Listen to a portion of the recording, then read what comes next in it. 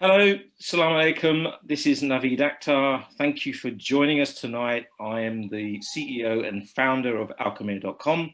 It's an exciting evening for us today. It's our first time to do a live stream, and we're getting ready to actually go around the world. We're going to be talking to people. We have guests everywhere from Canada, Istanbul, and America, and of course us here in East London today, and we'll be crossing right across to North London as well. So we've got an exciting lineup to you. So the whole point of this evening was actually to look at the very idea of Muslim filmmaking, Muslim media, and spiritual filmmaking. Where are we with it? What is it? Is it possible to do it? And actually, what can we do about it? How can we encourage it? How can we support it? For us at Alchemiya, we've spent a journey of almost 5 years gathering content from all over the world. In particular, we've been looking for the best films, documentaries, everything that can represent Islam and Muslims. And of course, while we've been doing that, good old Ertuğrul has actually risen up and become a great phenomenon. And so actually we're also keen to look at the context of that. I mean, it's one series, and if we compare that to what else is available on all of the other channels, from Netflix to Amazon to the BBC, one series representing Muslims in a positive way. This has really captured our hearts and our affections. But is it enough, given that actually we make up a quarter of the planet, 1.8 billion Muslims around the world, and actually at the moment only one series seems to be the thing that we feel proud of or that we feel that we love? And at the same time, is there only one kind of Muslim? I mean, what are those people who don't like Ertuğrul and still are looking for something? Is there enough? So our mission actually as a platform, as a streaming platform, is to try to cater for a very wide Muslim audience and to bring them together, and we go around looking for content wherever we can find it that we can bring forward for you. Importantly, there is a distinction between the Muslim world and where there's national television channels such as Turkey, TRT, Egypt, Iran, who have got a long tradition of producing content and television which is aimed at their national audiences. And now increasingly that content is traveling abroad, is going wider. So in the past, I come from a Pakistani family. I would have watched content mostly, my parents would have watched content mostly from Pakistan or even some Bollywood. But now here we are as Pakistanis watching content from Turkey, watching content from Iran. And so actually our taste is changing and the way we consume content is changing. But what of the Muslims like us who are living in the West, who are living in America, in the UK, in Europe? Is it possible for us to start to create narratives, for us to kind of create our own series that both reflect our heritage, our traditions, and what we really care about? So tonight we're going to be exploring all of these different issues. We've got a fantastic cast of contributors, and all of them are experienced. They're all people who have dedicated their life and their careers to this very subject. And so we'll be looking at what happens beyond Ertuğrul. Is there potential? Where do we go? How do we encourage it? And how do we come together? We were expecting a very nice, civilized conversation tonight that actually we were hoping maybe 10, 20 people would turn up. And then yesterday, Netflix dropped a clanger and announced the arrival of a new film, Cuties. And the Muslim Twitter decided that they weren't very happy about it. But one of the things that really helped us was actually people threatening to unsubscribe from Netflix and subscribe to Alchemiya, which of course, Bismillah, you're welcome. The door's open, come on in, guys. We've actually got stuff that you might like to watch. And so that's also in the context of which we are today here holding this discussion. We did a fair bit of trolling of Netflix yesterday. And long term, what we really believe is actually the only way that we're going to see the progress that we want in terms of how Muslims are represented or even entertaining authentic content is by taking control of that process. I don't think it's something we rely on other people. We should be doing all of this ourselves. We should be supporting our own filmmakers. We should be creating our own platform. We need to bring control back of this, and that's where we're going to see an authentic representation of Islam that we're proud of, that we feel affectionate towards. And of course, that's what Ertuğrul has achieved. It's done that for quite a lot of people. But like I said, I personally feel it's not enough. We're looking for a lot more and a wider diversity of voices, including in particular women and including the minorities within the Muslim community. So tonight we've got a range of guests who will be discussing and exploring all of this. My first guest is in Istanbul. He's going to be speaking to us, Ertuğrul Sugich. Michael Sugich originally, he was a native of Santa Barbara, California, studied at the UCLA and the California Institute of Arts. He has lived for 23 years, originally in Mecca, and kept company with the men of many knowledge. He's been a professional writer, a communications advisor for 40 years, and he's written 3 books, recently including Signs on the Horizon. He was also co-founder of a successful public relations practice and advised corporate leaders and senior religious figures and politicians. So Ertuğrul knows a range of things. He knows in particular PR, how important PR is, public relations, how people are seen. But importantly, we're talking to him tonight because actually he's writing a book on sacred cinema. Assalamu alaikum, Ertuğrul. Wa alaikum salam, wa alaikum salam. Thank you so much for joining us. I'd like to kind of start really about thinking a little bit for you to share with us your own experience of cinema. I mean, as a native of California and Santa Barbara, you must have experienced cinema from a very early age, and being not far from from Hollywood itself. What do you remember of that, and when did you start to think actually about the idea of it as a sacred art, possibly? Well, I grew up watching movies, of course, who hasn't?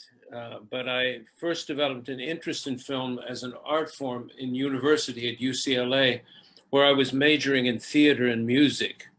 So actually my relationship with the film world, or with Hollywood, was as a young aspiring actor. I wanted to be in movies. I didn't really want to make them or write them or anything. But it was there that I was exposed to the silent cinema, which absolutely blew me away. I saw great films by Buster Keaton, Preston Sturges, von Stroheim, Eisenstein, von Sternberg, Bergman, Fellini, Carl Dreyer, Marcel Carne. I was exposed to the French New Wave films at that time. This was in the 60s, Truffaut, Godard, Jacques Demy. But ironically, I developed a much deeper interest in cinema long after I left show business, when I was living in Saudi Arabia. I needed to make a living as a writer, and I was asked to write a weekly column on Islamic culture for one of the daily newspapers, but didn't think I could sustain the subject because I didn't have the academic background for that. And I didn't have the access to the literature either. So I countered with a suggestion to write a column on film because I knew a little bit about the subject. And this was the early days of video. Everybody in the kingdom was watching movies on video. So I wrote a weekly column on film for 7 years and really educated myself on the aesthetics of cinema during that period. And did you find, was there any contradiction? Because actually, I mean, looking back at that time, there was still a lot of sense that actually it's not an Islamic activity to either watch or to take part in the production. Oh, absolutely. I mean, Muslims are way, way, way behind the curve in terms of participating in and understanding cinema. But I think it's interesting. It's interesting to note that all the fine arts, music, figurative and non-figurative painting, sculpture, architecture, poetry, literature, calligraphy, even theater, have sacred antecedents. Cinema does not. The cinema emerged as an art form between the 2 world wars in what is arguably the first atheist century in recorded history. The 20th century witnessed 2 catastrophic wars, the advent of nuclear annihilation, the dominance of scientism and Darwinism, and the concomitant loss of faith, and the revolutionary transformation of 2 of the world's largest countries into officially atheist nation states. So I believe that the cinema's origins are rooted in a kind of existential atheism that marked the century. And it's interesting that the Soviets, the communists, were early and enthusiastic adopters of cinema as a propaganda tool, as were the Nazis, 2 cruel and destructive atheist cults. On the other hand, Muslims have been very slow in accepting cinema. And this has meant that movies and by and large are in the hands of secular artists. And I'll give you an example. Back in the early 1980s, I interviewed Dilip Kumar, the great Bollywood star. And everyone who knows about Indian cinema knows that Dilip Kumar, his Hindu name notwithstanding, is a Muslim whose real name is Yusuf Khan. Yeah. And so I asked him why he changed his name. And he said, well, he didn't want his father to find out. He was doing movies. In the 1940s, he was given the chance to be in a Bombay talkies movies. And he thought, well, he'd do it for a while, and then he'd move on to something more respectable, and his father wouldn't ever find out. And of course, he became this massive movie star. And and so I asked him, did his father ever accept it? And he said, no, not really. He said he never accepted that I was an actor. He accepted I was successful, and affluent. Yeah. And things have not changed that much in the Muslim world since the 1940s. There is a disapproval of cinema. There's also this sort of the fundamentalist or the Salafi prejudice against any form of entertainment, like television or film, and this runs deep, and also there's been a lot of talk and many attempts to create a Muslim cinema. I mean, this is I'm sensing this is kind of the theme of what we're talking about in Alchemiya. But in my view, in fact, there is no such thing really as a Muslim cinema.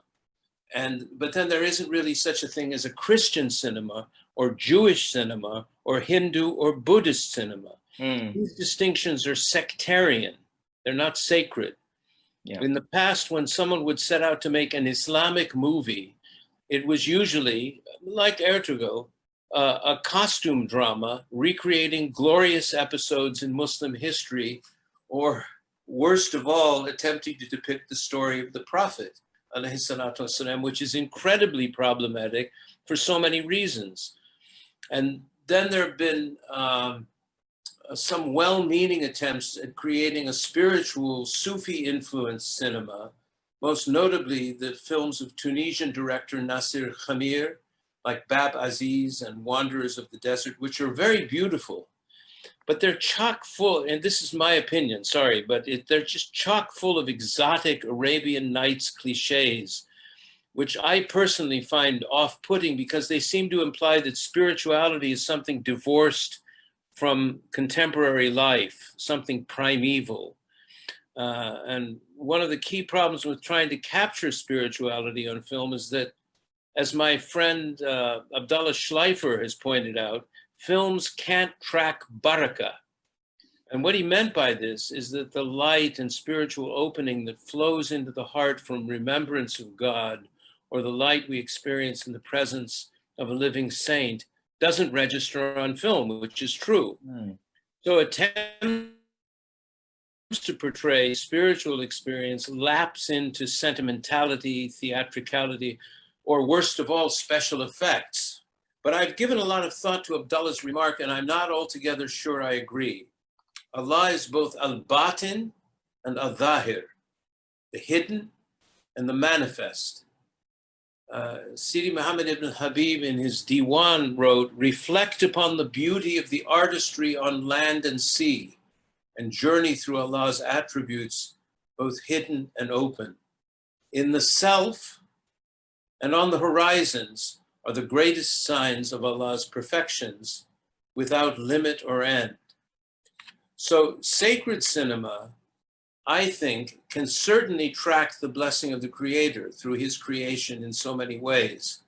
Film artists, regardless of creed, are, whether they know it or not, servants of God. And through the creative act can consciously or unconsciously produce works that express Allah's attributes and perfections. And I think there are ways of doing that. I mean, the film Baraka, the classic film Baraka itself, actually does in some ways attempt to capture aspects of that, would you say? Yes. Yeah, absolutely. I mean, all of these attempts, the problem, as you pointed out, is there isn't enough of it. There's not Mm. enough content. And that's because, I mean, someone the other day, I gave a talk, or I had an interview with someone about this similar subject. And they were saying, you know, how can we do things? I said, well, where are the people making films? There's literally, in reality, a handful of people, Muslims, making films, Mm. and particular people of faith. Because, you know, for example, in India, during the golden age of cinema, it was dominated by Muslims, but they were communists. So they weren't making movies about, you know, like Mahbub, Yeah. whose studio, you know, his the logo for his studio was a hammer and sickle. You know, Mm. what does that tell Well, you? they were focused on social change, I think, having lived through the upheavals of Absolutely, partition and etc. Yeah. absolutely. And most, until very recently, most filmmakers have been leftist, socialist Mm. filmmakers, and really through the Iranian cinema, there's been a change, and to my mind, this is exemplified by the films of Majidi. Mm. Uh, Now, I think that's almost like a new chapter we're opening here. So they really do seem in Iran. I mean, they even have within some of their awards a section called spiritual cinema. You know, so they do recognise that they are attempting to produce that. They're looking to, you know, and they're looking to define it, I guess. But as you say, it's a very early. It's just emerging now. It's something quite new. I mean, we're talking about the past decade, really. well, I'm not familiar with a lot of cinema now. I don't see a lot of films. Mm. I used to, but I don't anymore. Particularly world cinema. I'm here. It's hard to get access to it, and so on. But so I don't know what's going on. But with Majidi's films, I mean, I would recommend anyone, if you want to get a sense of a sacred piece of cinema, uh, try to get hold of, or get a viewing of a film called God Will Come, which is a short film. It's about 40 minutes that Majidi made a long time ago. It's an early film in about 1996. It's an amazing film, and it said to me, it shows how you can make a sacred film, and make one that's beautiful, that's entertaining, that's, you know, moving, that has everything going for it, and without, it's almost artless. It's so beautiful, and all of his films have that, this sense of the presence of God, which is what I think sacred cinema is about. The problem with calling something spiritual is that nobody knows what that means anymore. I mean, we need to get a handle on what we mean by spiritual, because, you know, nowadays, somebody who has no religion, no moral foundation or anything, but he'll say, I'm not religious, but I'm spiritual, you know, whatever that means. Mm. So the word spiritual is loaded with all kinds of secular implications and so on. It's as if, you know, you use spiritual to get away from religion. And Mm. of course, as Muslims, you can't separate the spirituality from the outward form of religion. Yeah. So what? Yeah, okay. Well, excellent. I mean, that's a very good starter for us, and I think it's this idea of transcendence that there was a movement for transcendental cinema, as it were. You know, so Yeah, the but definitions of that yeah. was something that was developed by the filmmaker. What's his name? I can't remember his name. But I mean, Malik, was it? No. no. Yeah. Paul Schrader. Paul Schrader. That's it. Yeah, Paul Schrader, who's what he means by transcendental. That's why I can't use that word now, because he co-opted it, and he means something completely different. What he's talking about is cinema that's very slow, that's slowed down, and it has nothing to do with what we think of as transcendence. That's, and again, because the cinema is dominated, I think it's very important for Muslims to realize that we don't have a sacred precedent for cinema, whereas a painter, for example, could go back to icon painting, you know, or a sculptor could go back to the Gothic cathedrals and look at what sacred sculpture was at that time. We don't have that with cinema. Cinema comes out of a completely godless world. I mean, it's significant that the Museum of Modern Art wrote a book on faith and film, and the title was "The Hidden God," because in Western cinema, and actually probably world cinema, God is not present. God is absent, is an absence. And so you have films by Rossellini and by Bergman, and they grapple with this problem, but they can never solve it. We can as Muslims, but we don't have the people engaged in filmmaking, not enough anyway. Thank you so much. Excellent. Well, I think that's set a challenge for everybody, and it's something that, you know, food for thought. I'm hoping that we can come back to you some point in the future to get some kind of, you know, follow on this discussion, because we've got limited time today, but it's a vast subject. But thank you so much. Really appreciate your contribution. Thanks for having me. I hope it was useful in some way. Excellent. Thank you. My next guest is another native of California, also like Haroon, grew up not too far from him, Ovidio Salazar, Abdulatif Salazar. He's been involved in documentary filmmaking for over 25, 30 years. After studying theatre and performance art in Los Angeles and in New York, his interest in Sufism took him to Europe and the Middle East. He studied Arabic and Islamic studies in England and in Egypt. And for 2 years, he produced the BBC series Faces of Islam. He's probably one of the people who's filmed the Hajj the most on the planet. So he's done that a number of occasions. In 2004, he established Map Media, and he was the producer and the documentary of Al-Ghazali, The Alchemist of Happiness. His other productions include The Furthest Mosque, which is an exploration of Al-Aqsa. That was for the BBC, and Circling the House of God, recollections of Dr. Martin Lings's Hajj journey in 1941. He recently directed and filmed the Tainted Veil, which I think was up for an Oscar nomination, actually. Ovidio, salam alaikum. Wa alaikum salam. The Tainted Veil, did that get a nomination? It was the Abu Dhabi nominee. I mean, it was the for a documentary. Abu Dhabi submitted it, and so it was considered. Wow. It didn't make the short list, though. Amazing. Yeah.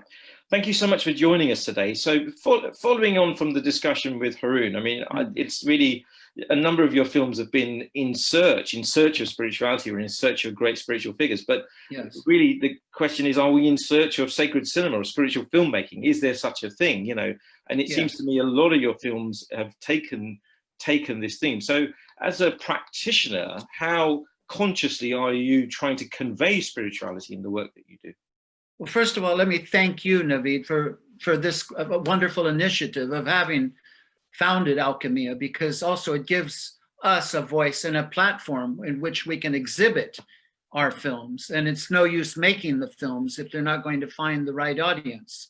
And so I'm really hoping that through your work and through our collective synergy, that we're able to establish something that really enables us to, you know, gives us the platform and the tools in which to go on. And very much so, it's a challenge, without a doubt. You know, as he said, they've thrown down the gauntlet. You know, other people make films, and so much of it's about, you know, just forgetting everything rather than remembering everything. So yeah, cinema is escapism, I guess. It's exactly, very much so. It's entertainment, and that, which we're not saying, well, we shouldn't entertain, but at the same time, there should be an edification. There should be some kind of underlying, if not message, at least an indication of a way of life, of a path